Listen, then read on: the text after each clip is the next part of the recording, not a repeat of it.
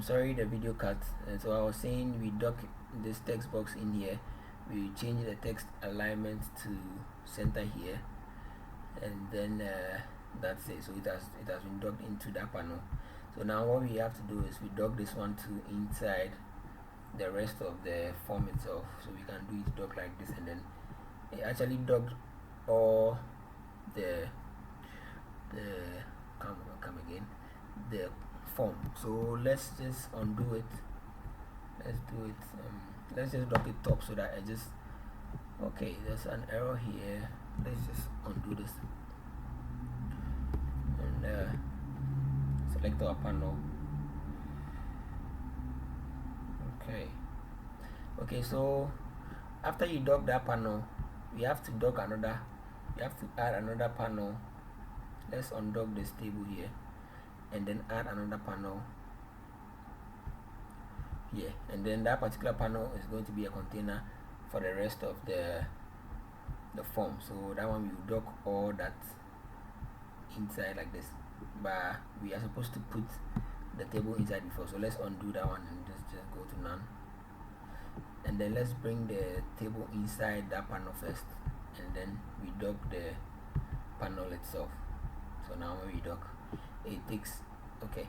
So now we dock the rest of the table into the panel, and then they are here like this.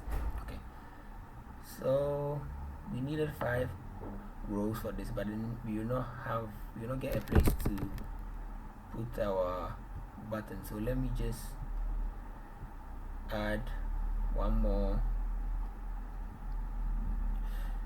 row, and then we go to percentage. But you should check, this one is 50%, but then the rest here has been changed to 20 to adjust. So all you have to do is just make sure that 1 2 is 20, and then you are good to go, and then you go to okay. So we've designed the path for add user. Let's change the icon. We go to icon here, import, and then whatever icon we want to put there, we go to okay, and then that's changed. And then let's change the text. Just add new user. So the top here too has changed nicely. So now what we need here is text boxes that we can put and labels that we can put here too, like we did in the connection form here like this. Okay, so what we need here is a label, one label here, and then one text box. Where's the text box?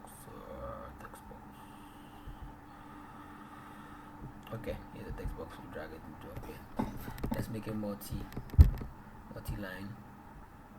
and then let's change let's design this a little. Let's just font size, let's do 10, and then align text to the right middle, and then okay, so that's it for the label. And then for this one, let's change the font size to 10, and then so now we need more labels here. Let's just copy and paste them. Okay, so now we just bring the 5 here, we bring 4 here, and actually can't find one label. Okay, let's just do it this way. And then no, let's do 2. We already have one label here, which is label 1. Okay, so this is level 2, 3, 4, 5, and then let's do the last one 6 and put it here. And then now let's copy this text box and then paste them in here. And then now let's select all 5 and dock them into their containers. So we dock them into the center, and then this is it. So now let's dock this one too.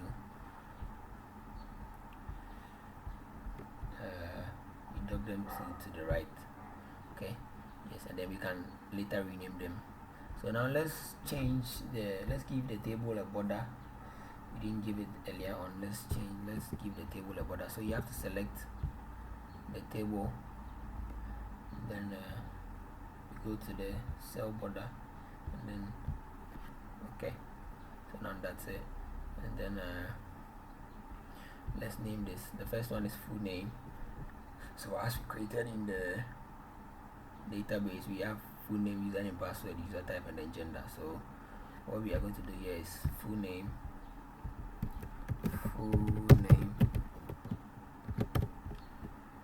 username, password,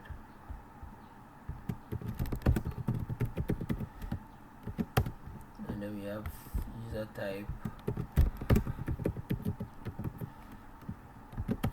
and then we have gender.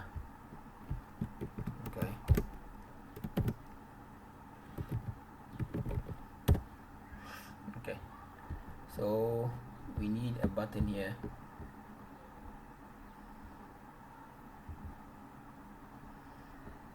Okay, we drag and drop a button here, and then we can design it. We just dock it and then design it later. And then you can change the text to add user like this. Okay, and then we can change the cursor to the hand like this. Okay, and then yeah, so at least this is looking a little nice. And then we can later on write the code. Yes, so one thing I can show you here is we can delete this text box, these two, and then do it a drop